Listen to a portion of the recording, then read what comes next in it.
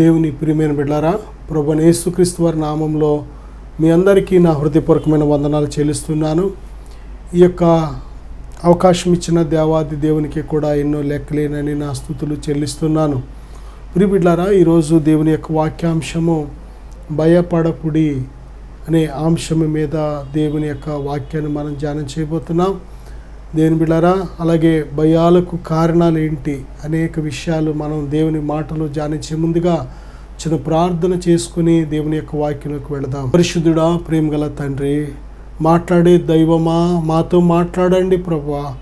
వినే చెవి, గ్రహించే హృదయం మా అందరికీ దయచే తండ్రి. ఈ వాక్యాన్ని ఆలకిస్తున్న ప్రతి బిడ్డని మీ స్వాధీనపరుచుకున్న ఆయన మీ గొప్ప ఘనమైన కార్యం జరిగించమని యేసుక్రీస్తు నామములో ప్రార్థిస్తున్నాం తండ్రి, ఆమేన్. ప్రియ బిడ్డలారా, ఈరోజు ప్రపంచం అంతా కూడా భయముతోనే నిండి ఉంది. ఎన్నో రకాల భయాలు. దేవుడు తన పిల్లలను ధైర్యవంతులుగా ఉండాలని దేవుడు ఆజ్ఞాపిస్తున్నాడు. దేవుడు ఆయన ధైర్యశాలి. ఆయన పిల్లలైన మనం కూడా ధైర్యశాలులుగా ఉండాలని దేవుడు కోరుతున్నాడు. ఏ పరిస్థితులు చూసి మనం భయపడడానికి వీల్లేదు. ఏ పరిస్థితుల్లోనైనా సరే మనం సింహం వలె ధైర్యంగా ఉండాలని దేవుడు ఆశపడుతున్నాడు. అడవిలో రారాజు ఎవరంటే సింహం. దేని బిడ్డలారా, ఏ జంతువైనా సింహానికి భయపడవలసిందే. బైబిల్ చెప్తుంది, ప్రభువైన యేసుక్రీస్తు వారిని గురించిన ఒక ఉపమానము, ఆయన యూదా గోత్రపు సింహం. ఆయన పిల్లలమైన మనం కూడా యూదా గోత్రపు సింహపు పిల్లల వలె ఉండాలని దేవుడు ఆశపడుతుంది. బిడ్డలారా, సింహం ఏ విధంగా ఎటువంటి ధైర్యం కలిగిన లక్షణాలు కలిగి ఉంటుందో అటువంటి లక్షణాలు మనం కలిగి ఉండాలని దేవుడు ఆశపడుతున్నాడు. మనం పిరికివారిగా, భయపడేవారిగా, ఓడిపోయేవారిగా, పడిపోయిన వారిగా, వెనుదిరిగిన వారిగా ఉండడానికి దేవుడు ఇష్టపడట్లేదు. మనం ముందుకు వెళ్ళేవారిగా ఉండాలి. లేచి నిలబడి ప్రకాశించే వారిగా ఉండాలని దేవుడు ఆశపడుతున్నాడు. ప్రియ బిడ్డలారా, చూడండి, కొన్ని భయాలకు కారణాలు కూడా మనం చూసినట్లయితే ఆ కారణాలు ఒకవేళ మన జీవితాల్లో ఉన్నట్లయితే వాటిని మనం సరి చేసుకోవాలి. బైబిల్లో ఆదికాండం 3:10 ఆదాముని దేవుడు పిలిచినప్పుడు, ఆదామా ఎక్కడున్నావని పిలిచినప్పుడు ఆదాము అంటున్నాడు, నీ స్వరము విన్నప్పుడు నేను భయపడి దాగుకొన్నాను. ఎందుకు దాక్కున్నాడు అంటే, ఆ భయము తన హృదయంలోకి ఎందుకు వచ్చిందంటే తను చేసిన పాపమును. సాతానుగాడు ఎప్పుడు కూడా నిన్ను డైరెక్ట్గా భయపెట్టడం, నీ చేత దేవునికి విరోధమైన ఏదో ఒక పాపాన్ని చేస్తాడో, ఆజ్ఞను అతిక్రమించేలాగా చేస్తాడో, దేవుడు పెట్టిన ఆజ్ఞలు అతిక్రమించేలాగా చేసి ఎప్పుడైతే దేవుని ఆజ్ఞను అతిక్రమిస్తావో ఇక దేవునికి అయ్యో దేవుడు నన్ను చంపేస్తాడేమో, కొడతాడేమో, దేవుడు నన్ను ఏం చేస్తాడో అని ఒక భయంతో బ్రతుకుతూ ఉంటాం. దేని బిడ్డలారా, ఆదాము పరలోకపు దేవుడైన తండ్రి, తనను సృజించిన తండ్రి, ఆదామా ఎక్కడున్నావు అని కుమారుని పిలుస్తుంటే ఆదాము దాక్కున్నాడు. కారణం ఏంటంటే భయము. ఈ భయం ఎందుకు వచ్చిందంటే ఆజ్ఞ అతిక్రమమే పాపము. ఆ పాపము మనిషి హృదయంలో భయాన్ని కలుగు చేస్తూ ఉంటుంది. జాగ్రత్త. ఇంకా ఏదైనా క్షమించబడని పాపం ఉందా, ఒప్పుకొని విడిచిపెట్టేయి. దేవుడు క్షమించుటకు సిద్ధమైన మనస్సు గలవాడు. క్షమించబడకుండా పాపాన్ని నువ్వు కప్పిపెడితే భయము నీ బ్రతికినంత కాలం నిన్ను వెంటాడుతూ ఉంటుంది. చివరికి ఆ భయము నిన్ను దేవుని రాజ్యానికి కూడా చేరనివ్వదు. ఆ భయం. జాగ్రత్త. దేవుడు ప్రేమ కలిగిన దేవుడు, క్షమించుటకు సిద్ధమైన మనస్సు కలిగిన దేవుడు, మన పాపము నిమిత్తం శిలువ మీద త్యాగం చేసిన దేవుడు. ఆయన యొద్దకు మనం ఎప్పుడైతే పరిగెడతామో మన పాపములను క్షమించుటకు సిద్ధముగా ఉన్నాడు. దీని బిడ్డలారా, ఆదాము జీవితంలో భయానికి కారణం ఏంటంటే పాపం. రెండవదిగా మనం చూస్తే నిర్గమకాండం 14:13 ఐగుప్తులోంచి ఇశ్రాయేలీలను దేవుడు బయటికి అనేకమైన గొప్ప గొప్ప కార్యాలు చేసి అద్భుత ఆశ్చర్య కార్యాలు జరిగించి వారిని విడిపించాడు. వారు ఐగుప్తు అనే బానిస బ్రతుకులోంచి విడిపించబడిన తర్వాత వారు ప్రయాణమే వెళుతూ ఉంటే వారికి ఒక సముద్రం అడ్డొచ్చింది. సముద్రం నుంచి వచ్చిన ఒక పాయ అడ్డొచ్చింది. దేని బిడ్డలారా, అందరూ కూడా భయపడిపోతున్నారు. ఇదేంటి సముద్రం అడ్డొచ్చింది, ఈ రూట్ నీకు తెలీదా, మమ్మల్ని చంపడానికి తీసుకొచ్చావు ఇక్కడ ఐగుప్తులో సమాధులు లేవని ఇక్కడకు మమ్మల్ని తీసుకొచ్చి ఇక్కడ చంపి పాతిపెట్టడానికి తీసుకొచ్చావా అని ఎన్నో రకాలుగా దేవుని సేవకుడైన మోషే మీద, దేవుని మీద వాళ్ళు సణుక్కుంటున్నారు, భయపడుతున్నారు. వాళ్ళు దేని బిడ్డలారా, సముద్రం అడ్డొచ్చింది అని అనుకునే లోపులోనే వెనక నుంచి మళ్ళీ ఐగుప్తీయులు 100 మంది గుర్రాలు రథాలు వేసుకొని వీరిని మళ్ళీ వారి స్వాధీనపరుచుకోవాలని వారు రావడం జరుగుతుంది. ఎప్పుడైతే వెనుకకు చూశారో దేని బిడ్డలారా భయపడ్డారు. ఆ యొక్క ఐగుప్తీయుల మళ్ళీ సమూహాలకు వారి గుర్రాలు రథాలతో వారు వీరిని స్వాధీనపరచుకోవడానికి ఎంత వేగంగా వస్తున్నారో అది చూసేటప్పటికి మళ్ళీ భయపడడం ప్రారంభించారు. ముందు చూస్తే మరి సముద్రం అడ్డుంది, వెనుక చూస్తే తీలు మళ్ళీ బానిసత్వంలోకి తీసుకెళ్ళడమో లేక చంపడమో ఏదో ఒకటి జరుగుతుంది. ఇప్పుడు ఉన్న చావే, ముందుకు వెళ్ళినా చావే, ఏంటి పరిస్థితి అని దేని బిడ్డలారా ఇశ్రాయేలీలు భయపడుతున్నారు. మామూలుగా కాదు, అందరి హృదయాలు కూడా అళ్ళిపోతున్నాయి. అందరి హృదయాలు భయాలతో నింపబడి ఏంటి పరిస్థితి, మనం తొందరపడి వచ్చామా, పొరపాటును వచ్చామా, అనవసరంగా వచ్చామా, ఈ మోషే మాటలు విని వచ్చామా, నిజంగా దేవుడే మనం తీసుకొచ్చాడా, ఎందుకు ఇలా జరిగింది? అక్కడ బానిస బ్రతికైనా, వెట్టి చాకరీ అయినా, రోజు ఏడిచినా సరే చావునే భయం లేకుండా బ్రతికాం. ఇప్పుడు చావుకి మనం దగ్గరగా ఉన్నాం, ఏంటి పరిస్థితి అని వారు భయపడుతున్నారు. మోషేతో దేవుడు ఉన్నాడు, ఇశ్రాయేలీలతో దేవుడు ఉన్నాడు. ఇమ్మానుయేల్ అనే దేవుడు మనకు ఎల్లప్పుడూ తోడు. ఆయన ఇశ్రాయేలీలతో ఉన్నాడు, విడిచిపెట్టలేదు. అద్భుతాలు చేసి ఆయనే ఒక కాపరి వలె ఐగుప్తు అనే బానిస బ్రతుకు నుంచి బయటకు విడిపించిన దేవుడు వారికి తోడుగా ఉన్నాడు. కానీ వారి యొక్క విశ్వాసం చాలతలేదు. దేవుడు ఏం చేయబోతున్నాడో, ఎటువంటి కార్యాలు చేయబోతున్నాడో వారికి ఏమాత్రము వారికి జ్ఞానము లేదు, ఆలోచన లేదు.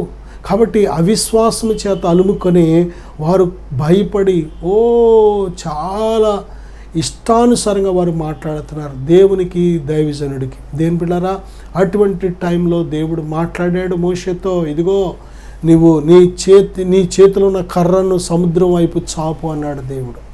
దేని బిడ్డలారా, మోషే దేవుని మాట ఆలకించాడు. వీరు చెప్పే నిందలు, వీరు వేసే బాణాలు, ఇశ్రాయేలీలైన దేవుని పిల్లలు దైవజనుడికి విరోధంగా మాట్లాడుతున్న మాటలు లెక్క చేయలేదు. దేవుడు చెప్పిన మాటకు లోబడ్డాడు. ఆ మాట విని కర్రను ఎప్పుడైతే చాపాడో దేని బిడ్డలారా సముద్రం పాయలుగా అయిపోయింది అంతే. చూడండి, ఈ రోజు వరకు కూడా మనకు ఆధారాలు ఉన్నాయి. ఈ రోజు వరకు సముద్రం పాయలుగా చేయబడిందనే దానికి ఆధారం ఏంటో తెలుసా? దేని బిడ్డలారా, ఇశ్రాయేలీలు ఎప్పుడైతే ఆ యొక్క చీల్చబడిన సముద్రంలోంచి వెళ్ళారో, వెళ్ళిన తర్వాత ఐగుప్తీయులు కూడా మనము కూడా వారు వెనకాల వెళ్ళిపోయి వారిని స్వాధీనపరుచుకుందాం, చంపేద్దాం అవసరమైతే అనే ఉద్దేశంతో వారు కూడా ఎప్పుడైతే వెనకాల వచ్చారో దేని బిడ్డలారా ఇశ్రాయేలీలు గట్టెక్కేశారు. ఐగుప్తీయులు సముద్రం మధ్యలో ఉన్నారు. దేవుడు మళ్ళీ మోషేతో చెప్పాడు, అవతల గట్టునున్న మోషేతో నీ కర్ర మళ్ళీ చాపు అన్నాడు. అంతే, వెంటనే ఆ సముద్రం కలిసిపోయింది. ఆ సముద్రములో ఆ యొక్క ఐగుప్తీయులు 100 మంది ఆ యొక్క గుర్రాలు రథాలు అన్నీ కూడా అందులో పడిపోయి ఆ నీటిలో జలసమాధి అయిపోయి ఊపిరి తిరగక చచ్చిపోయారు.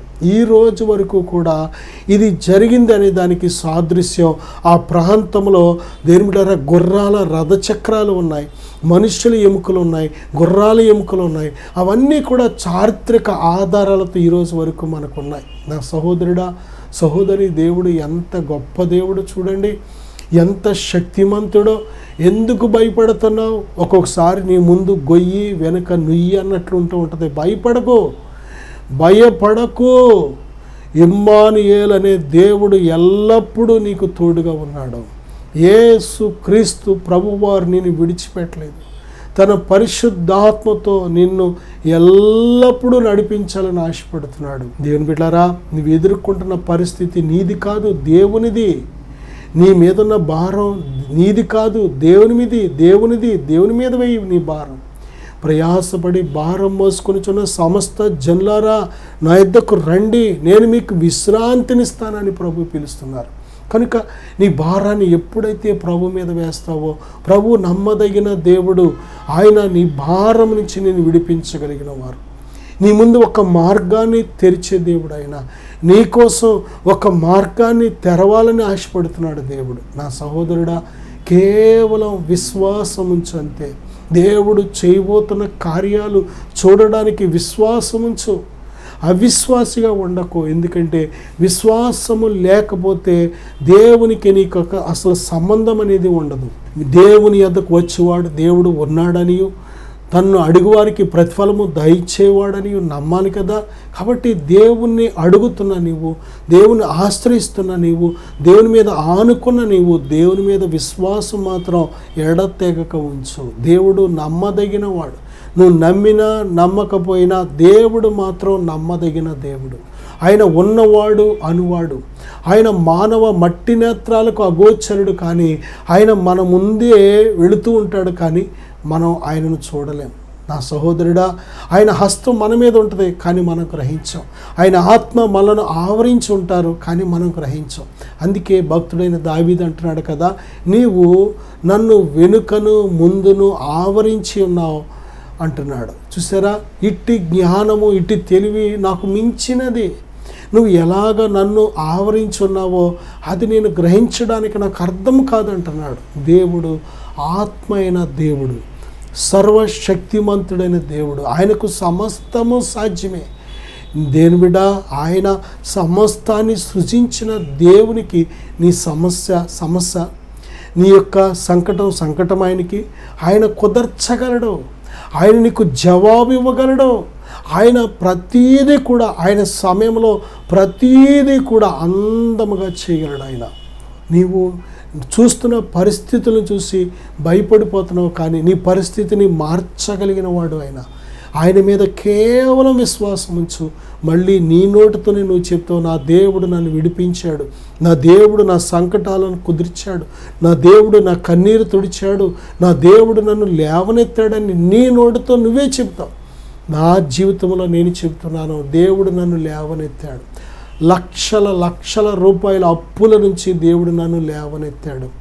ఎన్నో నిందలు అవమానాల నుంచి దేవుడు నన్ను లేవనెత్తాడు. భయంకరమైన పాపపు బంధకాల్లోంచి దేవుడు నన్ను లేవనెత్తాడు. నా దేవుడు నన్ను దేని బిడ్డలారా, ఏ క్షణమునైతే నేను ఆయన అంగీకరించానో, నా హృదయం నా జీవితానికి సమర్పించానో, ఆ క్షణం నుంచి ఈ రోజు వరకు నన్ను సిగ్గుపరచలేదు, నన్ను పస్తు పెట్టలేదు, నన్ను విడిచిపెట్టలేదు, ఎక్కడా నన్ను ఆయన సన్నిధికి దూరం చేయలేదు. ఆయన ఎల్లప్పుడూ తోడుగా ఉన్నాడు. నన్ను ప్రేమిస్తున్న దేవుడు నిన్ను ప్రేమిస్తున్నాడు. నాకు సహాయం చేసిన దేవుడు నీకు సహాయం చేస్తాడు. నన్ను లేవనెత్తిన దేవుడు నిన్ను లేవనెత్తుతాడు. ఎందుకు భయపడుతున్నావు నా సహోదరుడా, సహోదరి? ఇశ్రాయేలీలు దేవునిని నమ్మక దేని బిడ్డలారా, వారు సణుక్కున్నారో, తిట్టుకున్నారో, దేవునికి విరోధంగా వారు మాట్లాడారు. అయినా సరే దేవుడు నమ్మదగిన దేవుడు. వారిని విడిచిపెట్టలేదు, ఐగుప్తీయులకి విడిచిపెట్టలేదు, లేక సముద్రములో మరి చావడానికి విడిచిపెట్టలేదు. కానీ దేవుడు జలములనే పాయలుగా చేసి, సముద్రాన్ని పాయలుగా చేసి అలాగ నిలబెట్టాడు. ప్రిబిడ, ఈ వీరు అవతల ఒడ్డుకు వెళ్ళే వరకు కూడా ఆయన చేతి నీడలో వారిని కప్పాడు దేవుడు. దేని బిడ్డారా, జలములలో బడి వెళ్ళినప్పుడు జలములు నీ మీద పొర్లి పారవు అని వాగ్దానం చేశాడు. నువ్వు అగ్ని మధ్య నడిచినప్పుడు అగ్ని నిన్ను కాల్చదు అని దేవుడు వాగ్దానం చేశాడు. నువ్వు సింహాల మధ్య పడినప్పుడు ఒక్కోసారి సింహాలు లాంటి మనలను పీక్కు తిని చంపేసే భయంకరమైన క్రూరుల మధ్య ఇరుక్కుపోతూ ఉంటాం. ఒక్కోసారి భయపడకు, నీతో ఉన్నవాడు సింహాల నోళ్లను మూయించగలడు దేవుడు. నీతో ఉన్న దేవుడు, నేను పిలుచుకున్న దేవుడు, నేను ఏర్పరచుకున్న దేవుడు నిన్ను ఎటువంటి పరిస్థితుల్లో కూడా విడిచిపెట్టాడు. అందుకే ఆయన పేరు ఇమ్మానుయేలు. నా సహోదరుడా, సహోదరి, ఆయన నమ్మదగిన దేవుడు, నమ్ముకొనదగిన సహాయకుడు ఆయన. కీర్తన గ్రంథం 64వ అధ్యాయం 1వ వచనం కానీ మనం చూసినట్లయితే, శత్రువులను చూచినప్పుడు భయపడుతూ ఉంటాం. శత్రువు చంపేస్తాడేమో, శత్రువు మనలను పడగొట్టేస్తాడేమో, శత్రువు మనలను దోచేస్తాడేమో, శత్రువు మనలను నాశనం చేస్తాడేమో, ఇదొక భయం. దేని బిడ్డారా, నిజమే, శత్రువుల కంటే బలమైన దేవుడు మన దేవుడు. ఆయనను నువ్వు ఎప్పుడైతే నీ సొంత రక్షకుడుగా చేసుకుంటావో, నీ జీవితాన్ని ఎప్పుడైతే ఆయనకు సమర్పిస్తావో, నీ హృదయంలో ఎప్పుడైతే ఆయనకు చోటిస్తావో, నీ ప్రవర్తన అంతటి మీద ఆయనకు ఎప్పుడైతే అధికారం ఇస్తావో, ఆ క్షణము నుంచి యుద్ధం నీది కాదు. శత్రువులు నీకు విరోధమైన వారు దేవునికి విరోధులే. ఎందుకంటే దేవునికి విరోధమైన నీకు విరోధమైనవని ఎప్పుడైతే ఎంచుకున్నావో, దేవునికి ఇష్టం లేనిది నీకు ఇష్టం లేదని ఎప్పుడైతే ఎంచుకున్నావో, నీకు ఇష్టం లేనిది కూడా దేవుడు ఇష్టపడాడు. నీకు వద్దు అన్నదే దేవుడు వద్దు అంటాడు. ఎందుకంటే దేవుడు వద్దు అన్నది నువ్వు వద్దన్నావు కనుక, దేవుడు ఇష్టం లేనిది ఇష్టపడలేనిది నువ్వు ఇష్టపడలేదు కనుక దేవుడు నీ ఇష్టాన్ని గౌరవిస్తున్నాడు. దేవుడు నీ కోరికను మన్నిస్తున్నాడు. దేవుడు నా సహోదరుడా సహోదరి, నిజమే, దేవుడు నీ శత్రువులను మిత్రులుగా మార్చగలడు, నీ శత్రువులను కోల్చగలడు, నీ శత్రువుల నుంచి నీకు సహాయాన్ని పంపించగలడు, నీ శత్రువుల నుంచి ఎదురు నీకు ఆదరణ పంపించగలడు. కావలసి దేని బిడ్డ, చాలాసార్లు శత్రువులు చూసి భయపడుతూ ఉంటాం. మనుషులు ఎవరు మనకు శత్రువులు కాదు. అసలు మనకున్న భయంకరమైన మేజర్ శత్రువులు ఎవరో తెలుసా? మొదటిగా శత్రువైన సాతాను. బైబిల్ చెప్తుంది, దేవునికి లోబడి ఉండండి, అపవాదిని ఎదిరించండి, అప్పుడు వాడు మీ యొద్ద నుండి పారిపోతాడు. శత్రువులకి నువ్వు భయపడవలసిన పని లేదు. శత్రువు బలము కంటే నువ్వు నమ్మిన దేవుడు బలవంతుడు. శత్రువుకున్న శక్తి కంటే నీవు నమ్మిన దేవుడు సర్వశక్తిమంతుడు. దేని బిడ్డారా, దేవునితో పోల్చడానికి సాతానుగాడు ఏమాత్రమూ సరిపోడు. అసలు దేని బిడ్డ, ఇసుక రేణువు కంటే తక్కువవాడు వాడు కేవలము సింహం వలె గర్జిస్తున్నాడు. కానీ వాడి శక్తిని, వాడి కోరలను, వాడిని అంతటిని కూడా సిలువలో ప్రభువారు పూర్తిగా చంపివేశారు. దేని బిడ్డలారా, శత్రువును ఓడించారు కనుక ప్రభువైన యేసుక్రీస్తునందు విశ్వాసం ఉంచినప్పుడు శత్రువు మీద సంపూర్ణమైన విజయాన్ని పొందుకుంటున్నావు. దేవునికి లోబడి ఉండండి, అపవాదిని ఎదిరించండి, అప్పుడు వాడు మీ యొద్ద నుండి పారిపోవును అని వాక్యం చెబుతుంది. అంతేకాదు, రెండవ శత్రువు ఎవరు అంటే శరీరం. ఈ శరీరం ఒక శత్రువు మనకి. శరీర క్రియలు ఒక శత్రువు. మనం ఎవరో బయట వారితో పోరాడడం కంటే మన లోపలే పోరాటం ఎక్కువ. దేని బిడ్డారా, ఆత్మకు విరోధంగా శరీరము, శరీరానికి విరోధంగా ఆత్మ, ఇవి ఒకదానికొకటి విరోధంగా ఉన్నాయి. దేని బిడ్డారా, మన ఆత్మ నిత్యము కూడా దేవునిని కోరుకుంటూ ఉంటుంది. శరీరం లోకాన్ని, పాపాన్ని, ఈ లోక సంబంధమైన ఆకర్షణలు కోరుకుంటూ ఉంటుంది, దురాశలు కోరుకుంటూ ఉంటుంది. ఆత్మ దేవుని ప్రేమించాలని, దేవునితో నడవాలని, దేవుని స్వరం వినాలని, దేవునితో జీవితాన్ని కొనసాగించాలని ఆశపడుతూ ఉంటుంది. శరీరం ఎప్పుడు కూడా ఈ లోకాన్నే చూస్తూ ఉంటుంది, ఇచ్చలను చూస్తూ ఉంటుంది. ఎప్పుడు కూడా దేవునికి విరోధమైన కార్యాలే చేయాలనిపిస్తూ ఉంటుంది. కారణం ఏంటంటే శరీరము ఏమాత్రము కూడా దేవునికి లోబడదు. శరీర సంబంధులు దేవుణ్ణి సంతోషపరచలేరు. శరీర సంబంధమైన మనసు మరణము. శరీరమును బట్టి విత్తువాడు శరీరమును బట్టి నిత్య నరకము, నిత్య మరణం అనే పంటను కోస్తాడు. అందుకే శరీరాన్ని సిలువేయమని దేవుడు చెప్తున్నాడు. శరీరాన్ని మనం నలగొట్టాలి, శరీరాన్ని సిలువేయాలి. దేని బిడ్డలారా, ఈ రెండవ శత్రువైన ఈ శరీర సంబంధమైన క్రియల చేత ఎంతమంది బందీలై నలిగిపోతున్నారు.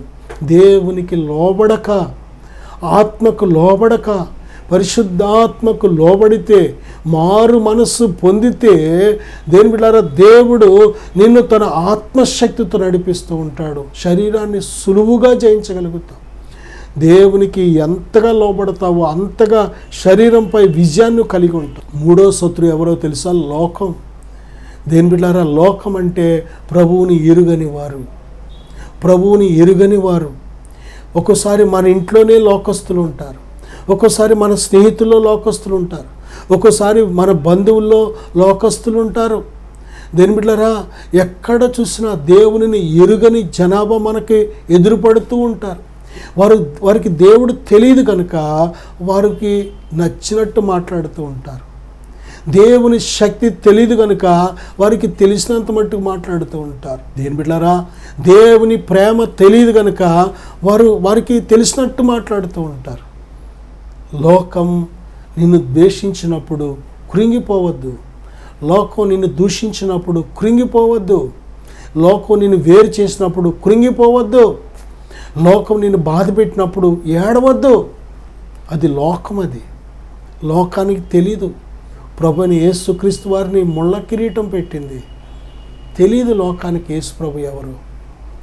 లోకం యేసుక్రీస్తు ప్రభు వారిని సిలువేసింది. లోకం యేసుక్రీస్తు ప్రభు వారిని పిడిగుద్దులు గుద్దింది. లోకం యేసుక్రీస్తు ప్రభు వారి మీద ముఖం మీద ఉమ్ములు వేసింది. లోకం యేసుక్రీస్తు ప్రభు వారిని ఈడ్చుకుంటూ గొలుగొతా కొండ దగ్గర తీసుకెళ్ళింది. కారణం లోకానికి తెలీదు యేసు ఎవరు. తండ్రి తెలిస్తే కుమారుడు తెలిసేది. కుమారుడు తెలిస్తే మనమెవరమో తెలిసేది. తండ్రిని కుమారుని ఎరుగలేదు కనుక పరిశుద్ధాత్మని కూడా ఎరుగలేదు ఈ లోకం. అలాగే మనలను కూడా ఎరుగదు లోకం. కాబట్టి లోకం తనకు ఇష్టం వచ్చినట్టు మాట్లాడుతూ ఉంటుంది. ఈరోజు మనం చూస్తున్నాం కదా, ప్రభుకి, ఆయన ప్రేమకు, ఆయన మనస్సుకు విరోధంగా ఎన్ని రకాలుగా మనుషులు మాట్లాడుతున్నారు. కానీ సర్వశక్తిమంతుడైన దేవుడు నిత్యము నిలిచేది ఆయన ఒక్కడే. ఆయన ప్రేమ ఒక్కటే, ఆయన మాట ఒక్కటే. అందుకే బైబిల్ చెప్తుంది, ఆకాశమందు నీ వాక్యము నిత్యము నిలుచును. మనుషులు ఎన్ని మాటలు చెప్పినా సరే అవన్నీ కూడా ఏది నెరవేరదు. మనుషులు ఎన్ని రకాలుగా విరోధంగా మాట్లాడినా ఏది నెరవేరదు. చివరికి నిలబడేది సర్వశక్తివంతుని మాట ఒక్కటే. ఆయన సెలవిచ్చిన మాట తప్పక నెరవేరి తీరుతుంది. భూమి ఆకాశం గతించిపోతాయి, కానీ ఆయన చెప్పిన మాటల్లోంచి సున్నా అయినా కానీ పొల్లు అయినా కానీ తప్పిపోదని ప్రభు వాగ్దానం చేశారు. ఫైనల్ ప్రభు నిర్ణయమే. ఆయన చెప్పిందే జరిగి తీరవలసిందే. నా సహోదరుడా, సహోదరి, మనుషులు లోకం నిందించినప్పుడు, అవమానించినప్పుడు, ఎటకారించినప్పుడు, హేళన చేసినప్పుడు భయపడకు. దేవుడు ఎక్కడైతే నువ్వు నిందించబడుతున్నావో, అవమానపరచబడుతున్నావో అక్కడే నీ తల ఎత్తగలడు. అక్కడే నిన్ను ఉన్నతమైన స్థితిలో పెట్టగలడు. నీ శత్రువులను కోల్చగలడు.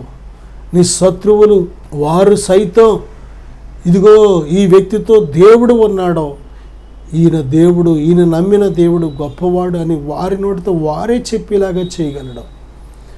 దీని బిడ్డ మనం చూసినట్లయితే కొన్నిసార్లు దేనికి భయపడుతున్నామంటే, మొదటిగా పాపమును బట్టి దేవునికి భయపడుతున్నాం.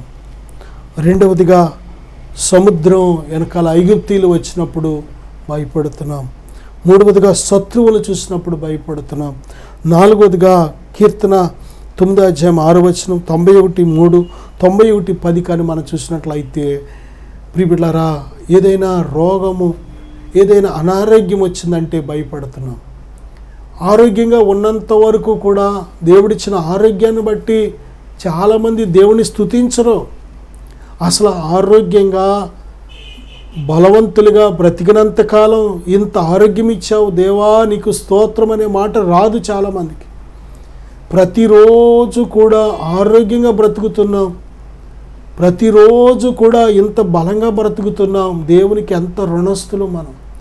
ఆయనిచ్చిన బలం ఇది, ఆయనిచ్చిన జీవితం, ఆయనిచ్చిన శరీరం, ఆయనిచ్చిన ప్రాణం, ఆయనిచ్చిన ఆత్మ ఇది. దేవుడు ఇవ్వకపోతే ఎక్కడి నుంచి వచ్చింది అనుకుంటున్నావు? నీకు ఇన్నిచ్చిన దేవుడు ఆయన కోసం ఏనాడైనా ఆలోచన చేస్తున్నావా? దీని బిడ్డ చాలాసార్లు అనారోగ్యం వచ్చిందంటే మాత్రం భయపడిపోతూ ఉంటాం. అమ్మో నాకు పలానా వ్యాధి వచ్చేసింది అనుకొని భయపడిపోతూ ఉంటాం. ఇది శరీరం, ఇది మట్టి దేహం. ఇది దేవుడు మట్టితో చేశాడు, మర్చిపోవద్దు నా సహోదరుడా, సహోదరి. ఇది మట్టి దేహం. ఈ మట్టి దేహంలో ఉన్న మనము, ఈ మట్టి ప్రతిరోజు రోజు రోజుకి బలహీనమవుతూ ఉంటుంది. యవ్వనస్తుడికిను ముసలివాడికి తేడా లేదా?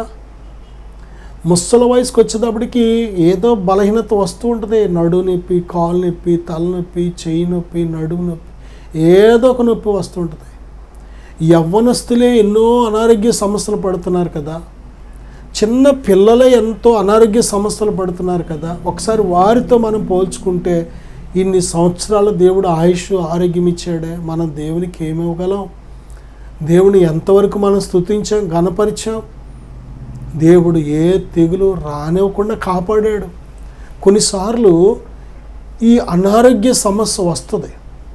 తప్పనిసరిగా లోకంలో ఉన్నాము కనుక ఈ లోకంలో నిజముగా సద్భక్తితో బ్రతుకును ఉద్దేశించే వారికి ఏదో ఒక శ్రమ వస్తూ ఉంటుంది. అది శరీర రూపంలోనో, అనారోగ్య రూపంలోనో, లేక ఆర్థిక ఇబ్బందుల రూపంలోనో, లేక ఏదో ఒక రూపంలో. కొన్నిసార్లు మనం ప్రేమించిన వారిని, మనం ఆధారపడిన వారిని కోల్పోతూ ఉంటాం. ఒక్కోసారి కొన్నిసార్లు దేని బిడ్డలారా, మనం ప్రేమించిన మనుషులు మనకు శత్రువులు అయిపోతూ ఉంటారు. వారిని ఎంతగా ఇష్టపడ్డామో, ప్రేమించామో, కోరుకున్నామో వారు దూరమైపోయి ఎదురు శత్రువులుగా మన మీద దాడి చేస్తూ ఉంటారు. అది చాలా బాధ కలిగించేది. డబ్బు పోయినా బాధ ఉండదు, కానీ అంత నమ్మకంగా యథార్థంగా ప్రేమించిన మనుషులు మనకు దూరం అయిపోవడం ఇది చాలా బాధకు గురి చేస్తూ ఉంటుంది. దేని బిడ్డలారా, ఒకసారి ఆలోచన చేయండి. భయపడకు, పరిస్థితులు చూసి భయపడకు. దేవుడు నమ్మదగిన దేవుడు. అందరు విడిచిపెట్టినా దేవుడు నిన్ను విడిచిపెట్టాడు. నీకు సహాయం చేసే దేవుడు నీకు తోడుగా ఉన్నాడు. నీ దేహాన్ని స్వస్థపరచగలడు ఆయన.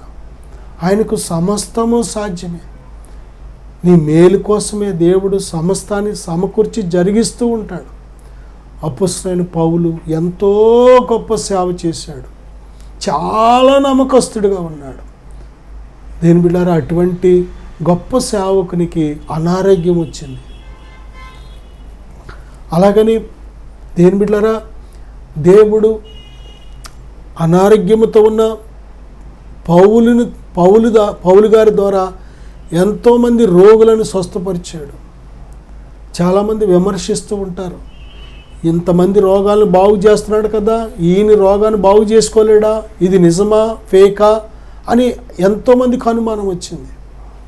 ఒక వ్యక్తి దేవుని చేతిలో బలంగా వాడబడాలి అంటే ఆ పాత్ర బలమైన పాత్రగా సిద్ధపడాలంటే వెనకాల చాలా దేవుడు విరవాలి. ప్రిబిడ ఆయన 20,000 మందికి, సుమారు 20,000 మందికి రొట్టెలు చేపలు పంచినప్పుడు ఆయన చేతికి ఇచ్చిన మొట్టమొదటి ఇచ్చిన 5 రొట్టెలు 2 చేపలు విరిచాడు. ఆ రొట్టెలు విరిచిన తర్వాతే అంతమందికి సరిపోయినాయి. నీ జీవితంలో దేవుని చేతిలో బలంగా వాడబడాలని ఆశపడినట్లయితే దేవుని చేతిలో విరవబడాలి. అందుకే అపొస్తలుడైన పౌలు ముమ్మారు ప్రార్థించిన దేవుడు ఒక్క మాట చెప్పాడు, నీ బలహీనతల యందు నా శక్తి పరిపూర్ణమవుతుంది. కొన్నిసార్లు బలహీనతలు మనకు మేలు కోసమే వస్తాయి. భయపడకు. నేను మీకోసం చిన్న ప్రార్థన చేయాలని ఆశపడుతున్నాను. ప్రేమగల తండ్రి, మహాగణుడా, ఇప్పుడే నాయన నీ బిడ్డలు ఏ బలహీనతతో ఉన్నారో, ఏ అనారోగ్యంతో ఉన్నారో స్వస్థపరచండి ప్రభా, లేవనెత్తండి ప్రభా. నీ బిడ్డలు ఎదుర్కొంటున్న ప్రతి భయం నుంచి విడిపించండి యేసుక్రీస్తు వారి నామములో. ఇదిగో తండ్రి, ప్రతి భయాన్ని విడిచి పొమ్మని ఆజ్ఞాపిస్తున్నాను. సంపూర్ణ స్వస్థత కలుగునుగాకని ప్రార్థిస్తున్నాను.